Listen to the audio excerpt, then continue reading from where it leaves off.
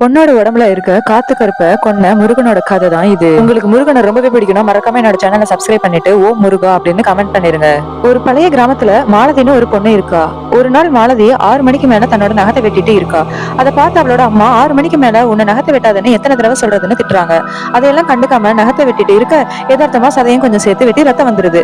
அவளோட வீடு ஊர் எல்லையில இருக்க காட்டு பகுதியில தான் இருக்கு. அந்த காட்டுல நிறைய அழுகு சத்தம் கேட்கறதா நிறைய பேர் சொல்றாங்க. அப்போ அந்த காட்டுல இருக்க காத்து கருப்புக்கு ரத்த வாடை ரொம்ப பிடிச்சு போய் அவளை தேடி வருது. அன்னைக்கு ராத்திரி கதவை யாரோ தட்டுற சத்தம் மாலதிக்கு கேக்குது. அவளோ பயந்து போய் யாரு யாருன்னு கேக்குறா. கேட்டதுக்கு எந்த சத்தமும் வரல.